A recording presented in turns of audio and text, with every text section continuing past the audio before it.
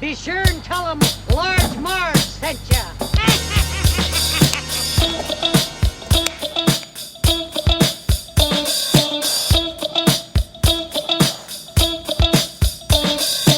In the 90s, we were just teeny tykes. We went to movies and our bikes. We wanted to be DJs, but we were just teeny gals. So we went off to college and we remained best pals. 20 years later, we're still watching flicks and we're bringing you the favorite bit by bit. Sweetie and Sweety are here to say it's the Large Marge Santa's podcast.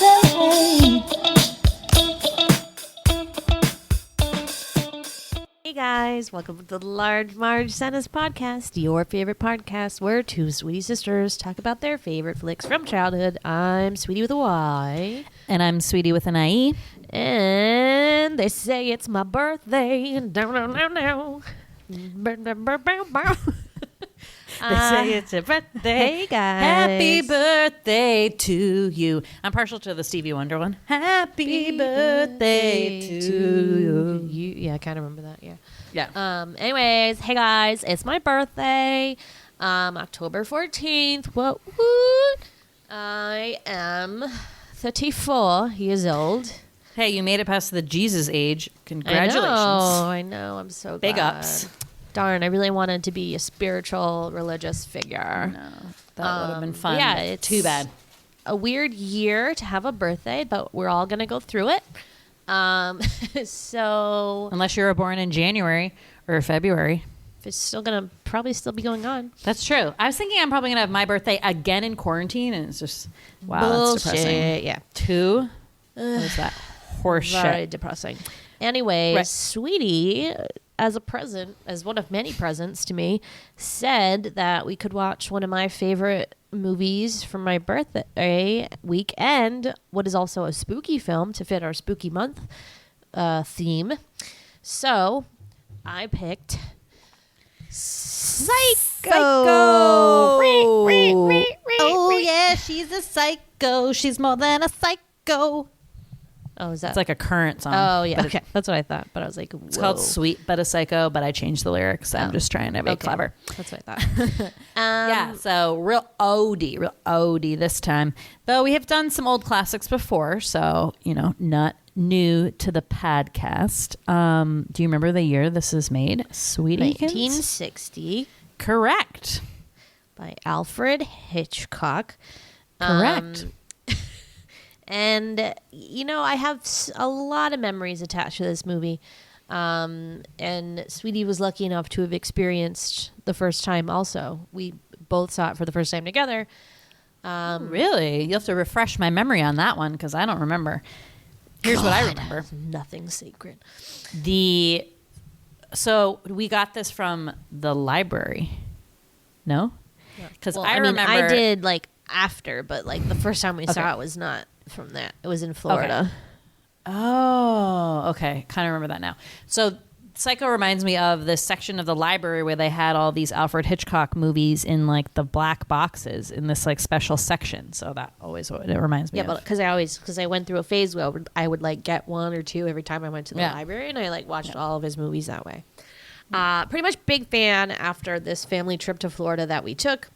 Wait, was it the Universal Studios one when we saw the whole thing? Yeah, so Okay. Universal Studios in the 90s had I don't think they still have this. I could be wrong, but I think it's called the Alfred Hitchcock Experience or something. And you would go in, and then they had kind of the background replica of the house, and then they acted out a couple scenes, and they showed you some behind the scenes stuff of how they did it. And then they showed clips from the shower scene, I think, and then also a clip from the birds of the kids running away from the school and when the birds attack. And this sparked my curiosity of, maybe not just horror movies, but maybe film in general. And I just became really enamored with it, and it sparked something inside me as a second grader that I was just I need to see all these you were movies. so young. I bought the pen that said Psycho on it with it was black and blue. Love that pen. And then, so in this particular vacation, we spent 2 weeks in Florida, which was like a big deal. And the first week we spent at Disney World, and the second week we went to our grandparents' house in Naples, Florida. And so it was then when we were at Grammy and Grandpa's that we were like, let's rent those Hitchcock movies and watch them. So we rented Psycho at the whatever local video store, and we watched it as a family with like you, me, Liz, Dad, Mom, Grammy, Grandpa. What a moment. But pretty much, it was pretty terrifying. And although I guess I had seen the shower scene before in that Alfred Hitchcock experience, it's still like, I don't know, it's still like freaked the shit out of me. And to the point where, and then this is the real associated memory I have with this movie, is that I was convinced not that like somebody was going to kill me in the shower, but that you and Liz were going to try to sneak up on me and scare me in the shower, which Liz threatened like many times to do. So I'm like the whole time in Florida showering. I don't know if there was a lock on the door or what, but I would shower and then like look out the curtain, and then I would like go back in every 10 seconds. Is anyone there? No. Okay. And I kept that up for like a year, I want to say. It was like a terrible tick of like just being so scared that I had to make sure there was nobody coming to get me. And we never accomplished that, did we? No, thank God. I would have killed you. Mom would have killed you. Yeah, I've been so mean. Good. I mean, you didn't take a lot of showers anyway, so that would have really just like really it was killed in it. my anti-shower phase. I preferred baths. But anyways, yeah. So that's my memory. Yeah. So I'm trying to remember if like, and I'm pretty sure this is true, that okay, I was a huge horror scaredy cat of anything horror, so I knew about this movie just from like, you know, I feel like you grow up with this like kind of the shower scene as being this like big horror movie, you know, almost like a Freddy Krueger mask or Jason with the hockey mask, all these like things from horror movies that like you know about even though you haven't seen them, right? So we talk about that a lot, about like just being in the culture and being in 80s and 90s culture. Like we knew about stuff but never like carry with the blood coming down, you know, especially horror movies which have these like iconic things. But Psycho was so old, and you know, maybe like with Night of the Living Dead, Psycho, The Bird you already mentioned, like of these kind of old horror movies that were still around and still like prevalent. So I definitely knew about it but was terrified. And then I agree, like we saw the thing Alfred Hitchcock Experience and I became a little bit more intrigued. And yeah, this movie scared the shit out of me. And watching it now, it's obviously like pretty much, it's a beautifully scary movie in so many ways, but not in the ways I was scared of when I was a kid. That's for sure. Because like the shower scene itself, you know, it's more like artistic horror. It's not a slasher. I mean, you see blood, but you don't see the knife actually like connecting with anything. You hear stuff, and like, you know, that's what makes it actually it's not what a so slasher iconic movie and is. awesome. Yeah. I mean, a slasher movie doesn't have to have like showing a knife going into somebody like kind of blood. It's more just about the like, it has like other qualities and themes about it. It's kind of on the cusp of a slasher movie, I would say, yeah. Psycho, because really you'd have to have like a little more like POV and like that kind of thing. But there's this peeping Tom element which certainly fits in it. But yeah, it's a different kind of horror. But really, what was most shocking, I think, when this came out was that like this was unlike anything Alfred Hitchcock had really ever done before. And I think people were expecting a certain amount of like, like thriller or suspense, but nothing pushing the boundaries. Yeah. So yeah, going to this must have been shocking to see this, and to have the main actress die in the first, you know, very early on in the movie was just very shocking, and something that a lot of modern horror movies like Scream kind of took and adopted, and it's a cool thing now. Right. Cool thing so Alfred Hitchcock this was his first real technical horror movie is what they said. Yeah. You know, the other ones before this were, you know, I don't even know what like you would call that, suspenseful maybe? Yeah, suspense. Yeah, suspense. So this was his real first one, and like people were not about it, and the amount of money that they gave him was like extremely low. So that led him to shoot it in black and white because that was the cheapest option. He used like basically all of his crew that he used to film the TV show Alfred Hitchcock Presents. So he used mostly his TV crew to cut down on costs. And then he also took like whatever the directors do, like with the salary thing, which we've talked about sometimes, where like you can get paid a flat amount, or you can say, okay, I'm going to take a percentage of whatever the gross of the movie is. So when a movie is not slated or they don't think it's going to do well, they're like, sure, like take a percentage of the, cut, because then it's not going to be like any money at all. But this movie did like amazingly well, obviously like made tons of money, became super famous, and is now slotted as probably like one of the top horror movies of all time. So go Alfred Hitchcock. You're kind of a dick, but you like really made it happen with this.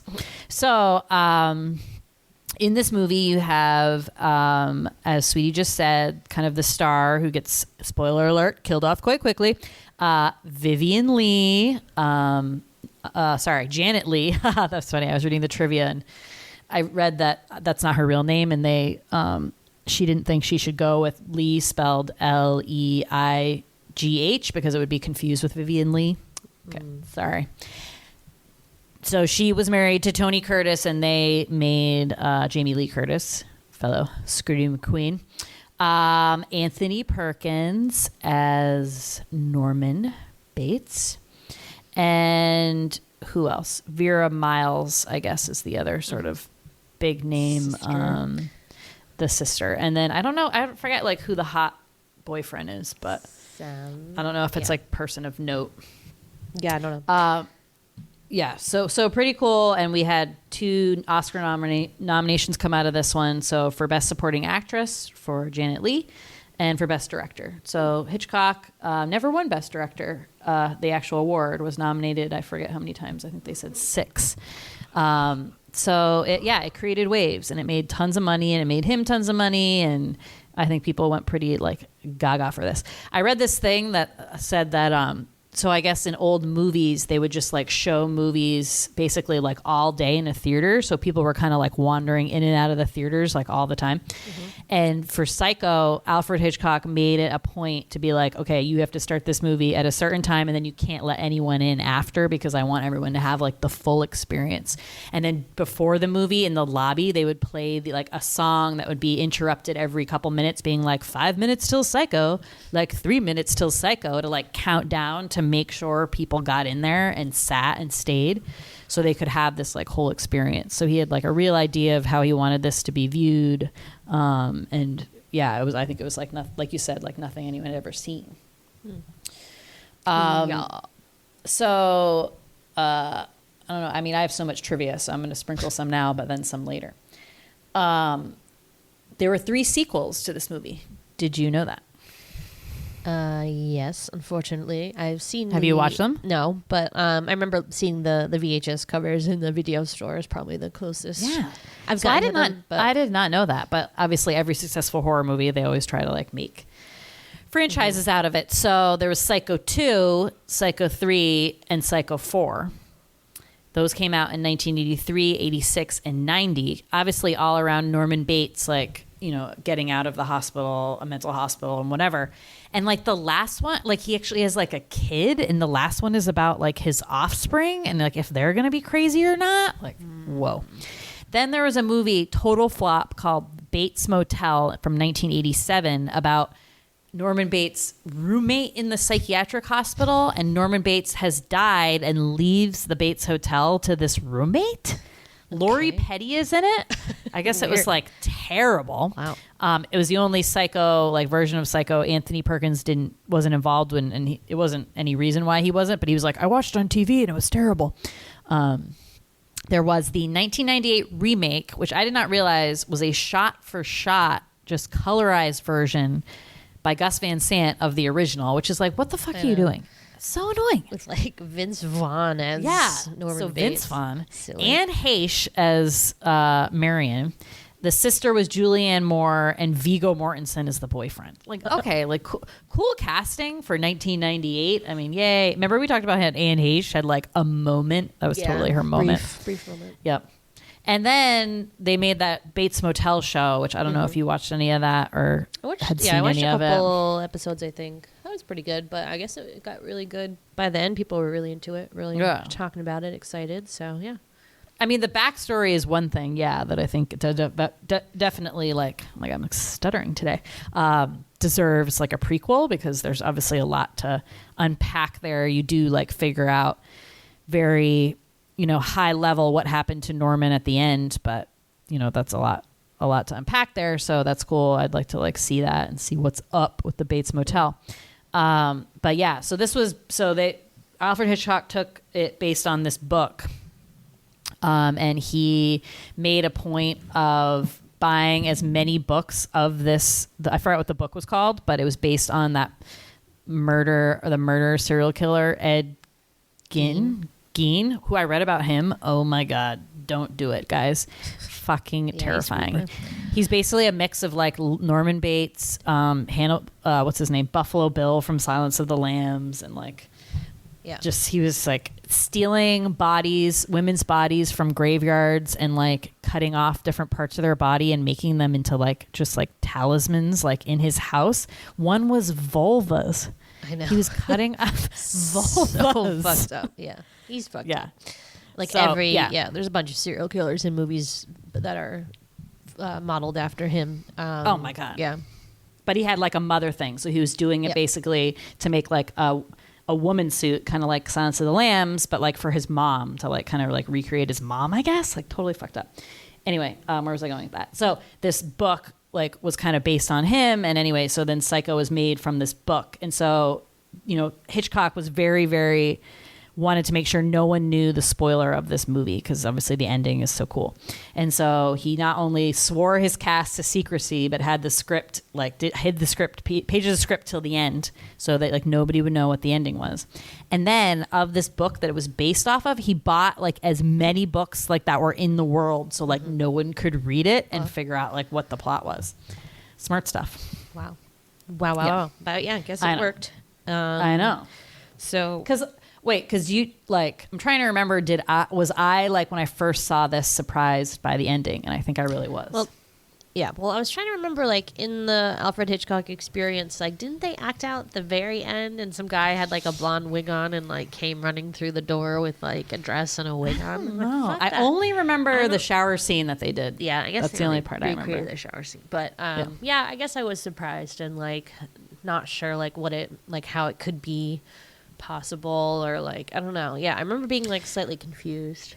Well, it's one of those things too that once you know this, like the secret, you can never obviously like unlearn it. So then you watch the movie always through that lens of like what it is, so you're constantly looking for those symbols that make it be like okay, or those signs like why was this surprising? There's like signs this whole movie that the mom is dead, but yeah, it's just too hard to unlearn. Like I think we said that was Sixth Sense. Like you just can't go back and say, oh my God, like this is fresh and new. And you kind of like want to do that with really good movies, because that shock of being like, oh shit, like he's the mom is like, you'll never get that back. And I'm like, I'm not sad that I had that experience at so young, but like sort of, because like, did I really get it how as much much older as if would I was you older? have been to watch it? It's like you've Yeah. seen it eventually. Yeah, that's true. Yeah, but yeah, I guess we can just talk more about it, or do you have more trivia? Or Yeah, I'll save the trivia for the end. okay, sounds good. Yes, All right. It's time for the Sweety synopsis. Yeah, it is. What's the boyfriend's name again? Sam. I'll lick your stamps, Sam. Just always think that line is like, It's I don't know. pretty It's like she's so different when she's with him, because she's kind of like a stone cold like fox the rest of the movie, and that's like the only time that she seems to have like any personality and like affection, and yeah, true. Very true. that's all I have to say about Good that. observation. Marion Crane is in a love romance with her boyfriend Sam, recently divorced. Or How did they meet? They met. I don't think they say. Oh, then why'd you ask me? Jesus, Because I thought you knew missed some something. intel. No, I forget. I don't know. But he's broke because he's has to pay alimony, whatever, to his ex-wife, and he just runs like a little hardware store, so doesn't have a lot of money. This really upsets Marion because she wants to like finalize their relationship and make it like real and have him have dinner. And she's very traditional. Or Sam's very traditional and like doesn't, I don't know. It's like a whole bullshit. Yeah. I thing. never got it either. It's like, watching this through the modern eyes, you're like, what's the big idea? Like, who Yeah. gives a shit? Yeah, I don't really get it. But Sam wants to provide, and he just like can't stand the thought of having her in his life if he can't like. I mean, he has to be doing okay if he has his own hardware store. Like, get over it. That's his own hardware store? I thought so. Didn't it say like Loomis Tools or whatever? Because his name's Yeah. Sam Loomis. So Okay. Yeah. I don't know. Anyways, so we're in Phoenix, Arizona. Marion goes back to work for her boss, Walt Disney, who is a. I know That's funny. It's not. It's not really him, but I thought it. I like always thought it was him for some reason when I was little, or like got confused. He looks like him. What am I gonna say? Speaking of, Walt Disney hated this movie. Of course he did. Why? I thought it was trash. Very anti-Disney. But so what is this place that she works at? Like something money, blah blah blah, investment or like. Or is it real estate? I don't know. I think it's a real estate office. Okay. Well, who knows? Marion's the secretary, one of two secretaries. I don't know why they need to. And Oh my God, I'm obsessed with that other secretary. the I think other one she's is so funny. Yeah. Funny. Marion's just kind of like feeling like annoyed and like pissed about this whole situation with Sam. In walks in this like cowboy client who is just casually throwing down $40,000 on some property as a wedding present for his daughter. So Marion starts like the wheels start kind of turning in her head, and the boss asks her to deposit the money in the safe deposit box at the bank before going home. And she's like, "Is it okay if I go home, right home after depositing the money? I have a headache." So she's granted to go home after doing this. So instead of going home, instead of going to the bank, she goes to her home, packs, takes the money with her, and starts driving out to where her boyfriend is in California, Farfield or something. Feels I don't know, someplace. And so begins her journey. And unfortunately, as she's leaving town, her boss walks across the crosswalk and sees her, and she like panics and flips out. Now, what always confused me is that like, who cares if he saw it? Like, if he saw her, the only reason he would be confused is that she said she had a headache and was going to go home. So she shouldn't have like freaked out so bad just in that, in that one moment. Like, Yeah. I don't think it's a big deal, Marion. I mean, it didn't like do anything because they didn't like figure out the money was missing until, I don't know. Monday. She didn't come into work the next day, I guess. Or because it was a weekend, right? Yeah, I think so. Yeah. So she's off, and like keeps like imagining things that are going to be said about her disappearance, and it's like freaking her out even more. She's apparently has to drive a pretty long way. I don't know the exact distance, but it's turns nighttime. She's like can't see the road. It pulls over. A cop approaches her car. It, like really like makes her skittery jittery as fuck. Like she doesn't do a great job of like pretending that nothing's wrong. Let's just say that. So he starts following her a little bit, but then he goes off on an exit. She goes into town and decides that she needs to trade in her car for a new one because she doesn't want to like leave this trail line with the policeman. Now, while she's picking out a new car, the policeman somehow like shows up there, and it's just like across the road, like doo. Like, what the fuck? He went off of an exit. How did he have? What was he like? Oh, I bet she's gonna go to town and buy a new car. Like, it didn't make sense. But whatever. So she's really freaked out now, and then like is in such a rush, and like everyone knows she's like being super weird. She pays for the car in cash, and then speeds off. And then she imagines again what they're saying. And I could never figure out if this part was like, is that really what happened? Or was the cop just like, finally, you're done. I thought we were going to go to lunch. And like, he didn't even care. It's like one of those things where I don't know. But she's got her new car, and then it's raining really hard. She can't see the road. So she pulls off at this motel she sees called the Bates Motel. And it's there's a vacancy and no one's around. She beeps the horn, sees like a womanly kind of shadow pass through the window on this creepy old house, and a guy runs out of the house soon after. And he is the hotel manager or motel manager. And so she gets a room. He puts her in cabin 1. invites her to like have dinner with him. Which is very forward, but you know, he's just trying to be nice, I guess. He's a nice guy, and like the hotel's pretty cute. I mean, the Bates Motel is creepy as fuck, but the little hotel is like darling. The rooms seem sweet. They're clean. They're well made up. You know, the style of the motor lodge where you just like drive right up there, so your car's there, seems pretty cool. And you know, I know he's a psycho, but Norman, you know, comes off as pretty charismatic and nice, right? Yeah, except he's a peeping Tom. He's a peeping Tom. Well, he's thirsty. Yeah, but so Marion hears him like fight with his mom about like bringing a girl, and like she's mad about it.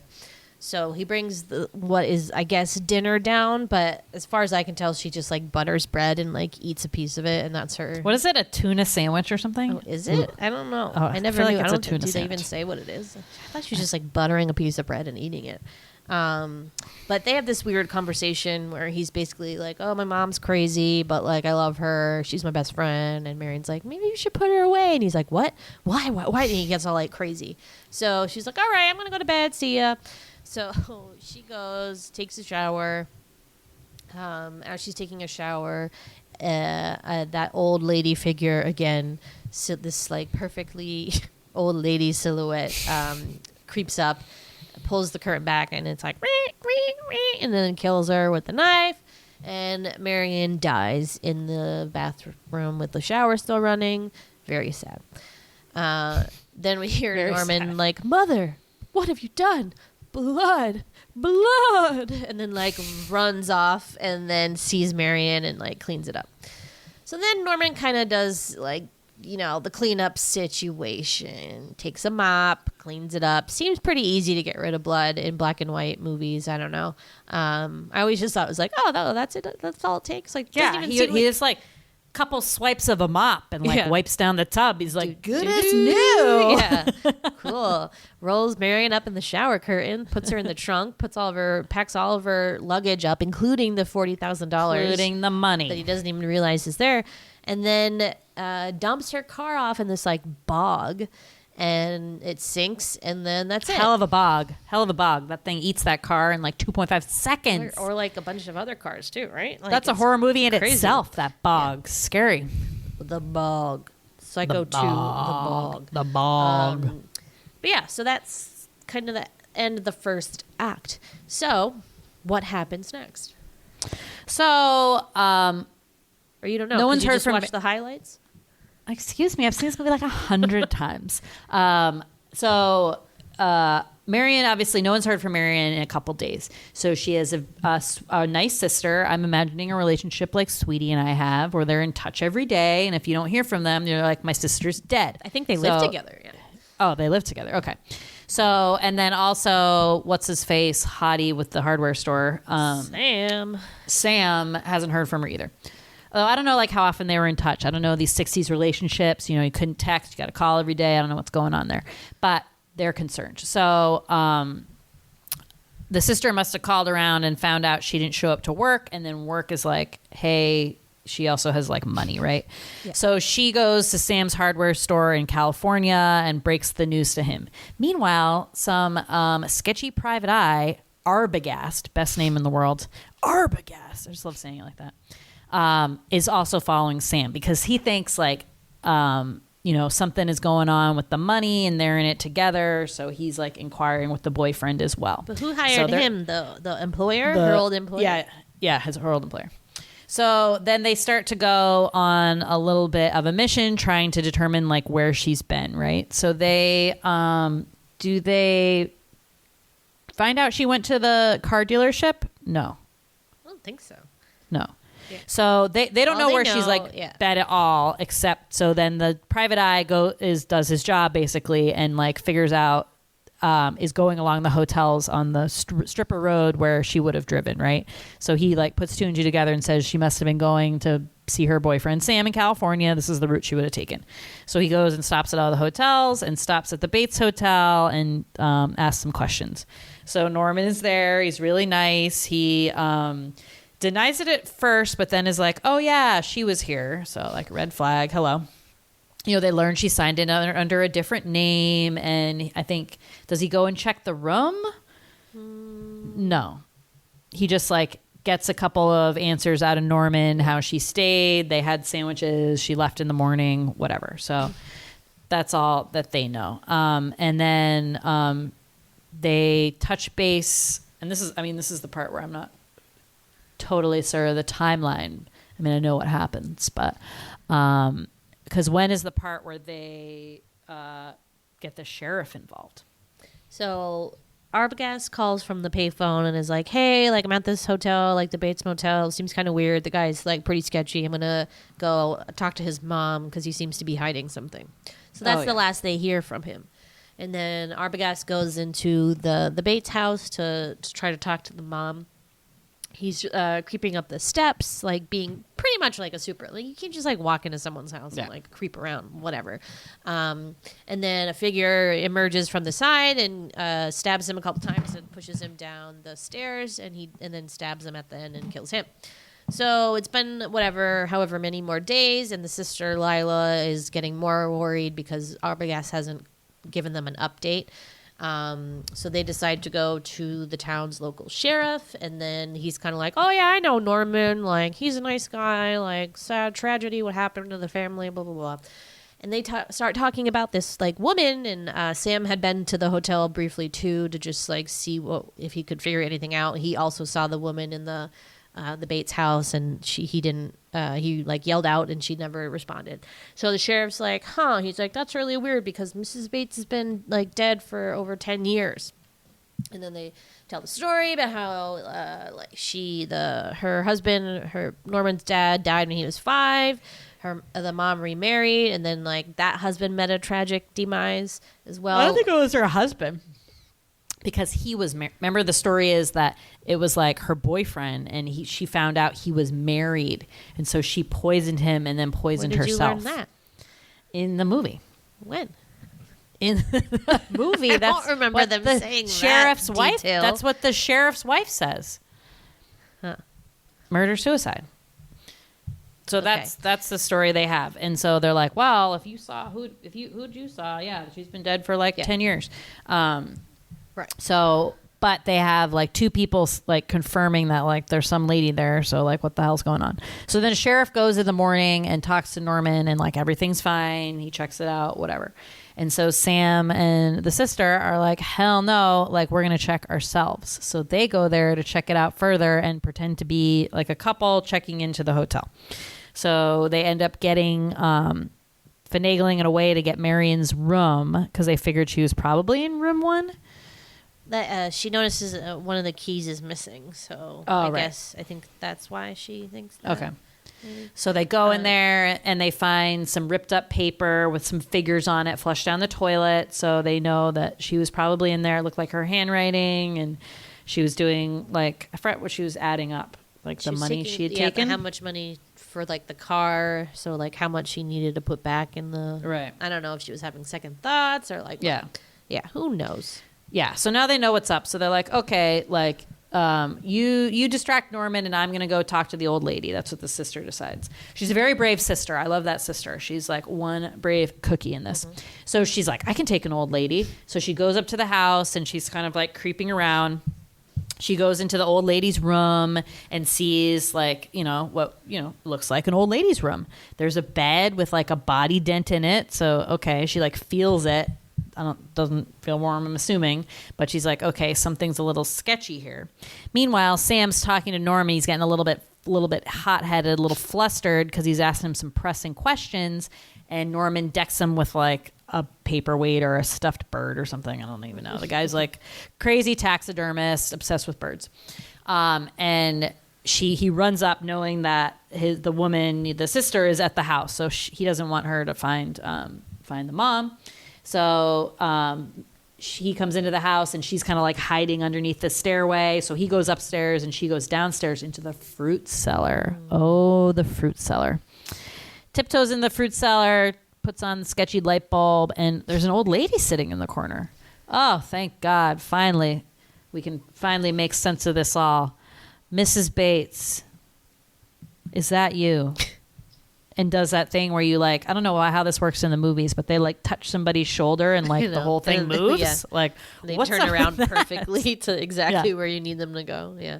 Yeah. But what should turn around slowly but a skeleton with a wig? raisin-faced old woman. It's not even skeleton. It's like raisin face because it was all like Mummified. mummified. Well, not mummified. Or like, whatever. He was a taxidermist, so he like knew what to use do preservatives to or preserve it. something.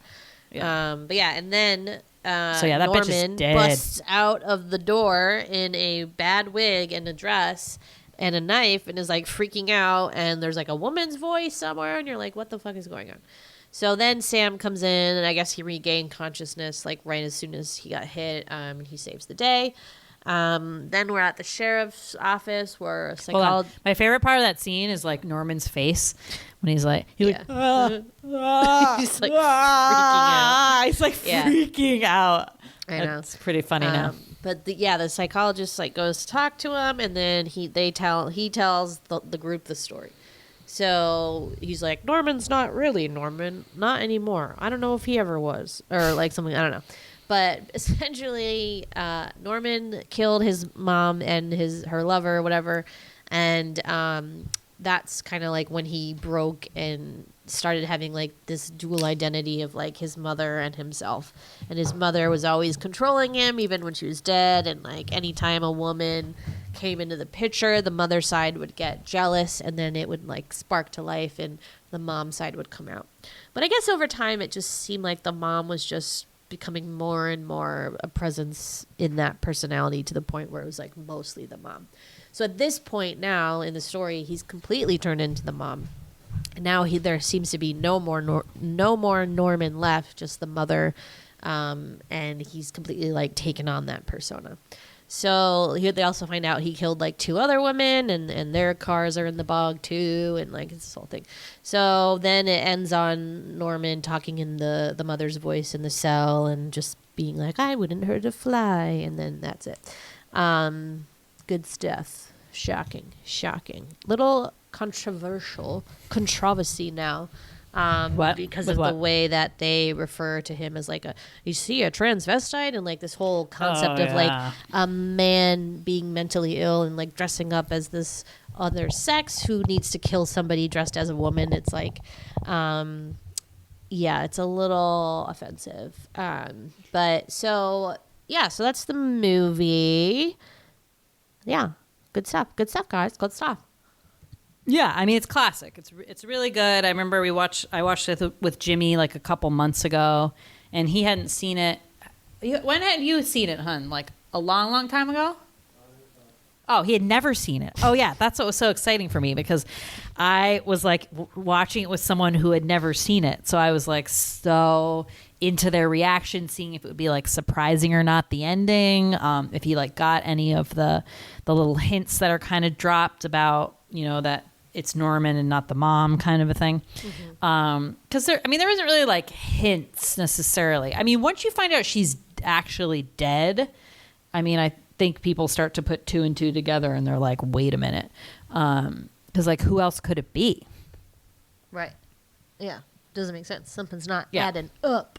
Yeah. But after that scene, how they kind of fool with you is because like he does that thing where he switches voices. He'll be his voice, and then he'll use his mom's voice when he's having a conversation with her. And then that's the one where she's like, don't hide me in the fruit cellar again. And like, you're like, okay, what's going on here? Like they said she was dead. And then he carries the body down the stairs. And the part that always fucked me up was that the feet are moving. Oh my God. Like, it's Well, not they're like just it's a skeleton. They're like actual feet that are like jumping around like this. So you're like, okay, that's definitely a body. It's someone's alive. But it's just because he like taxidermied her, essentially, right? It's really creepy though. It's very like Wicked Witch of the West, East. Yeah. Wicked Witch of the East, when like the feet like curl.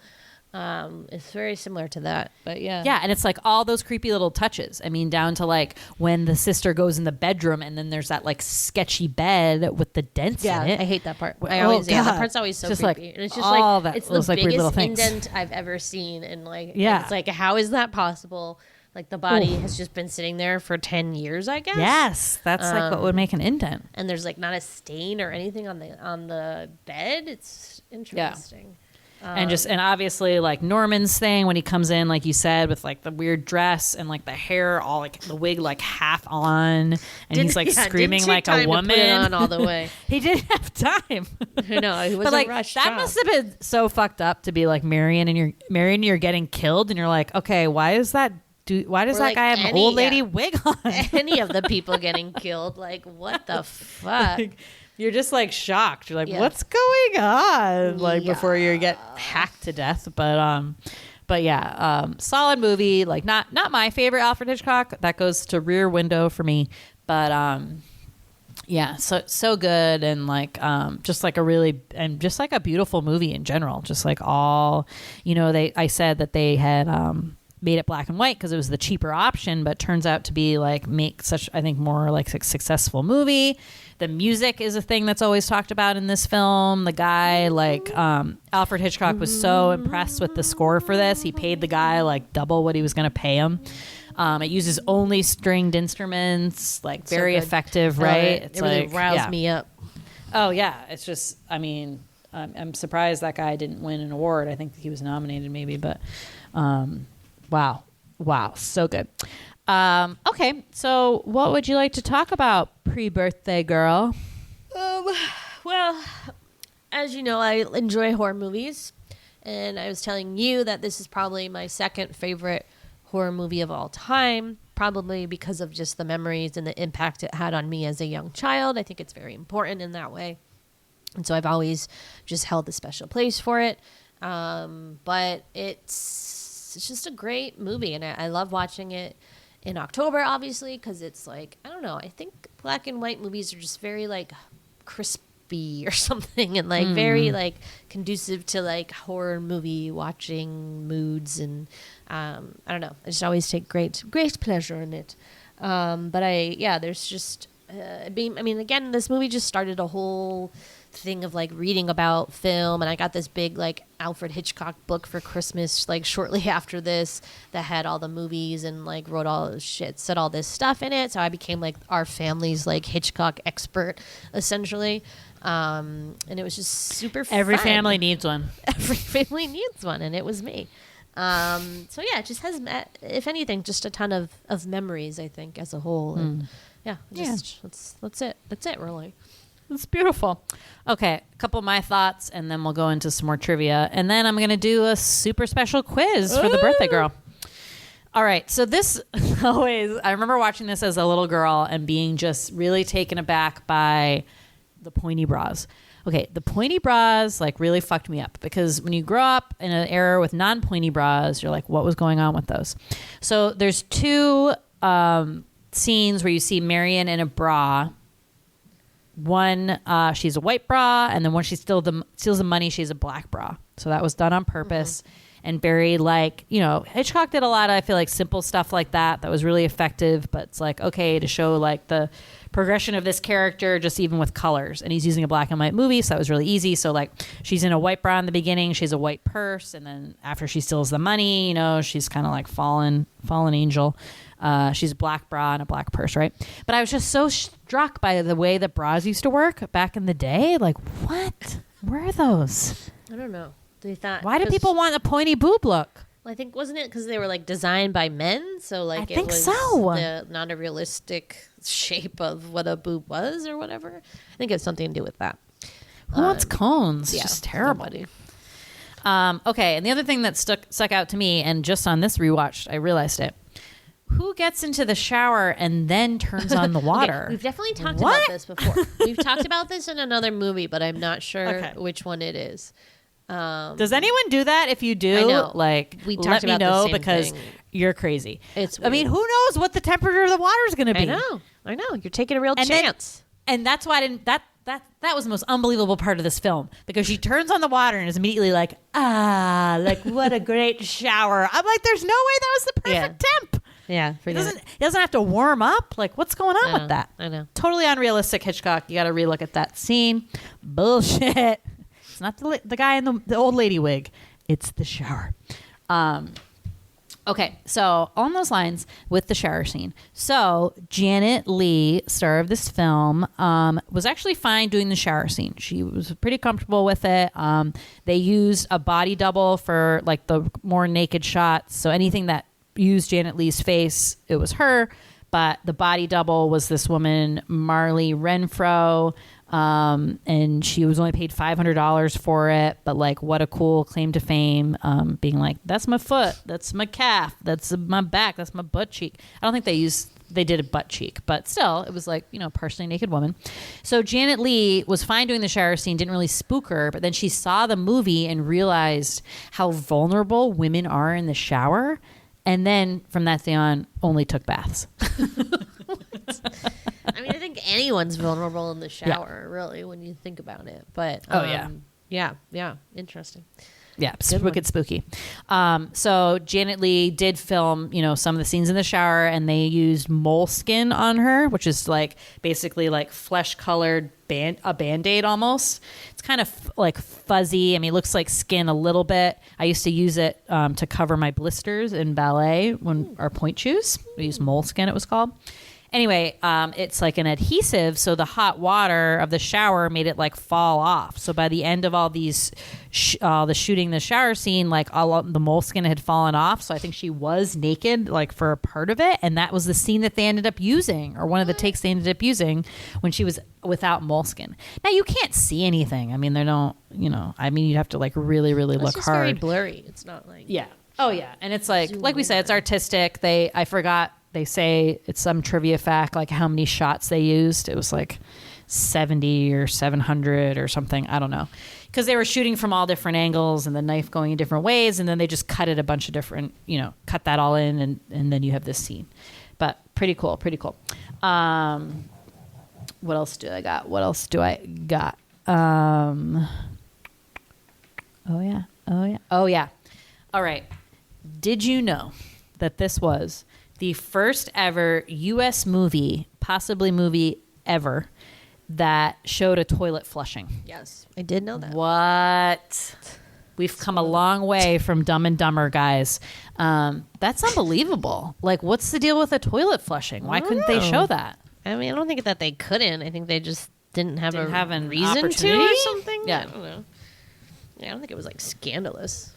Yeah, that's why. Well, when I first read that trivia fact, I was like, oh, it's got to be like something about like can't show toilets. Nope, nobody goes to the bathroom in the movies. Like no one does number 2. It wasn't poop in it. It was just pieces of paper. I know. Okay, and then last, I want to talk a little bit about Anthony Perkins, fascinating fella.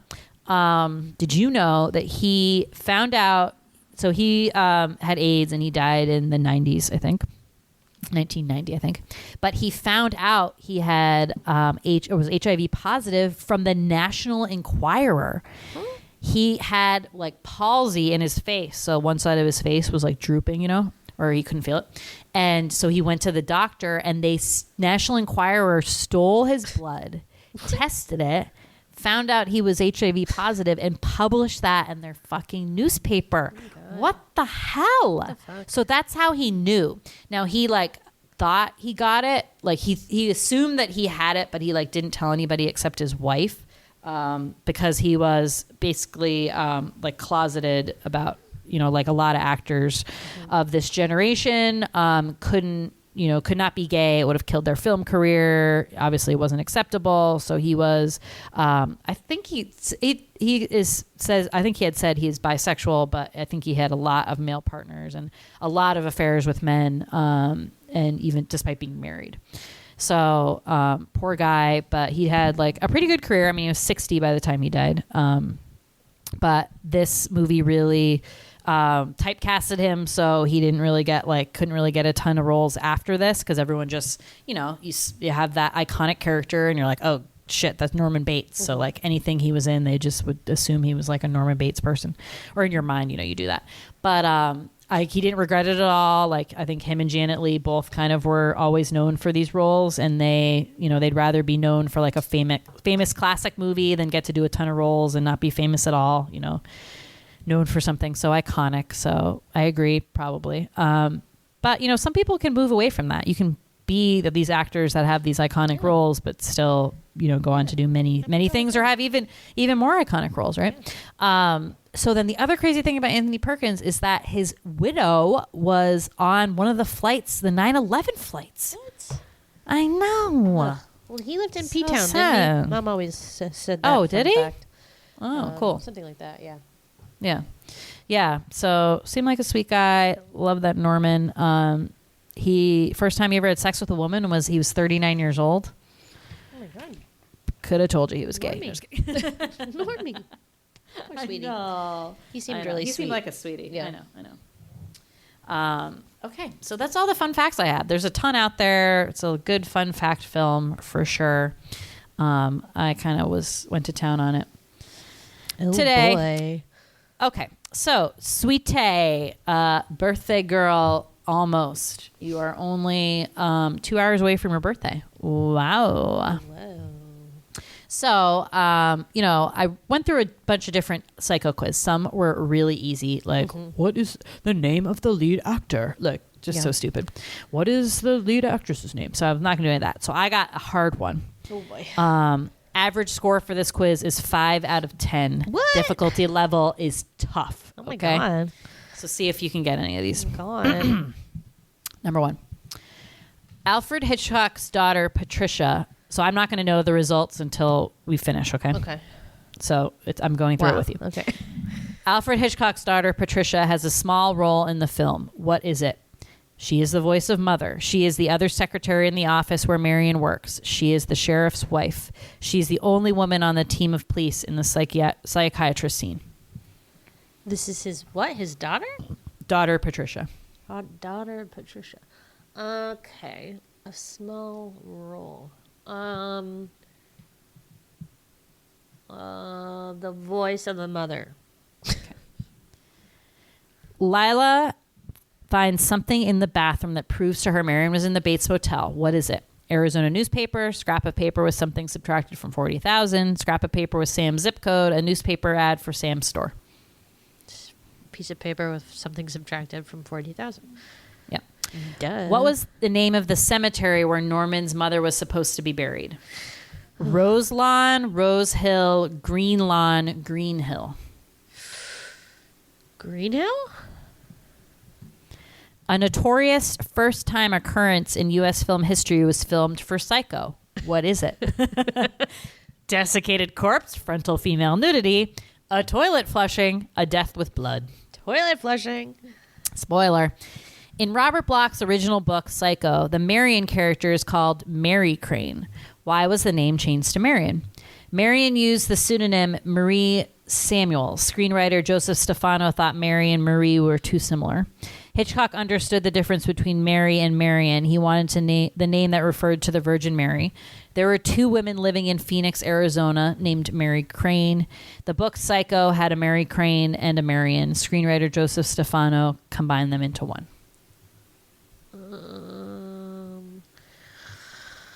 The last one? What record is on the turntable of the record player in the Bates house? Mozart's Juvenilia, Mac the Knife by Bobby Darin, Ludwig's von Beethoven's Eroica Symphony, Mama Don't Allow by Hank Thompson. The first one. In the first scene in Sam's hardware store, Sam is writing a letter. To whom is he writing and what is the subject of the letter? To Marion to break off the relationship. To Marion to say he has reconsidered marrying her now. To someone who has offered to buy the hardware store to negotiate a price. To a lawyer about getting his ex-wife alimony reduced. Oof. I know. I was trying to see what he was writing, but I couldn't see. I don't know how anyone could. The third one? What reason does the other secretary in Marion's office suggest for Cassidy, the house buyer, flirting with Marion and not her? Even non-gentlemen prefer blondes. Let's face it, I'm the one with the personality. You look like you needed cheering up. He must have seen my wedding ring. He must have seen my wedding ring. Just before Psycho, Vera Miles appeared in a film called 5 Branded Women. What unfortunate consequence did this have for Psycho. Her availability was limited and a stand-in was used for many scenes. Her head was shaved, so she wore a very obvious wig in Psycho. She makes a dialogue mistake inserting a line from the previous film. She gained weight for the role and is very heavy in Psycho. What? Yeah, all of those are awful. What's the movie called that she was in? 5 Branded Women. The stand-in one? I don't know why they would need a stand-in. But. What is the concern of the woman shopping for insecticide in Sam's hardware store? That it be odorless, that it not harm her plants, that it not harm her cat, that it be painless. I think the painless. Not going with the cat answer? I remember her asking about pain or something, yeah. All right. So, Alfred Hitchcock's daughter, Patricia, is the voice of Mother. Yes. No, sorry. Oh. That's not wrong. That's what you What said. the fuck? Just tell me my score. She is the other secretary in the office where Marion worked. Oh my God, the annoying I secretary. wouldn't call that a small part. That's stupid. I know. She does kind of look like Alfred Hitchcock. I was Okay, you got... Yeah, I don't know. Okay. You got the scrap of paper, right? Duh. It was Green Lawn Cemetery. Damn it. You got toilet flushing. Book Psycho had a Mary Crane and a Marion is wrong. The answer is there were 2 women living in Phoenix, Arizona named Marion Crane. The record in the Bates house is Ludwig von Beethoven's Eroica Symphony. Sam's hardware store he's writing to Marion to say he has reconsidered marrying her now. I thought they put the letter in there. What reason did the secretary give? He must have seen my wedding ring. Correct. Vera Miles, her head was shaved, so she wore an obvious wig in Psycho. I don't think they And shaved people's heads back then. I know. That's, wow, really method acting. That it be painless. The insecticide is correct. So you got 4 out of 10. Damn it. That's a dumb quiz. I don't like quizzes That's that are like tough. stupid things that no one would ever notice or pay attention. Like some of them are things that you would know if you were like a fan, but some of that shit is stupid. Well, those are very specific, and they have nothing that is like integral to the plot. Or They're just like the weird- behind the weird side scenes stuff. stuff. Like Yeah. how did they make the sounds of stabbing? They stabbed like melons or whatever. Melons. And then I will say, reading the IMDb trivia, like I knew most of those because those were in the trivia. right. The And head then shaving one, okay. yeah. The 2 Marions. how they was in made there, the yeah. blood was with like Bosco chocolate Yeah. syrup or whatever, not Hershey's. Yep. Yep, we didn't go over all that stuff. So, yeah. But But that's true. good job, sweetie. I think you still won. Yeah, I won in my heart. You won in That's my book. Fine. All right. Well, anything else we need to share before we go? No, but good spooky pick. I'm excited for the one next week. We're humming along here. How many weeks till? What's the one next week? Oh shit! I gotta decide. I guess. I mean, we got a couple. Sounded like you knew and you were excited about it. So. Well, we have 2 more weeks till Halloween, so we at least got 2 more. Maybe we'll fit in an extra one, like old time's sake. 2 in 1 week, because there's nothing left to do now. But yeah, happy birthday, Sweety! I'm having a little birthday feast for Sweety tomorrow.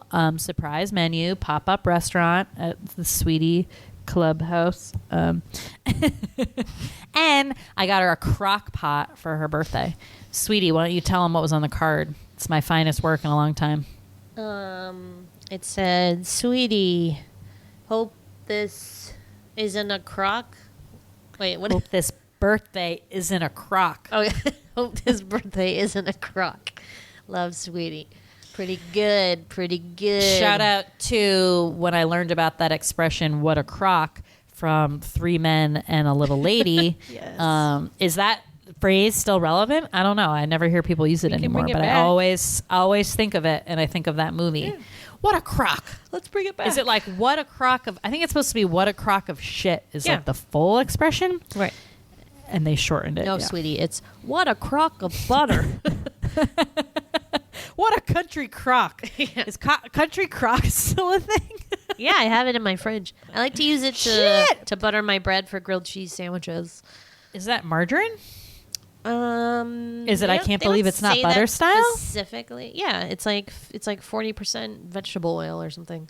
But it's just soft and like it, because I hate when you have to like butter your bread and it's like too hard because I keep my butter in the fridge, so it like fucks up the bread. So a spread is nice. Here's another fun hack. The I can't believe it's not butter spray is really good. I used to use that in college when I really like had like some kind of community fridge, but I like didn't want to buy butter, but that shit would last forever and it was awesome. Yeah. Spray on butter. Well, you can't believe it's not butter. It's not butter. I can't believe it's not butter. What is this? But yeah, we'll be celebrating hard for Sweetie's birthday tomorrow. And that's all she wrote. So thank you all for listening. Great. Wow. Not my line. Sweetie, sign up. Come find us on Twitter at the Sweetie Club or on Instagram at Large Marge Sent Us. Thank you as always for listening. Bye. Bye. Psycho Rape Artist Norman Bates.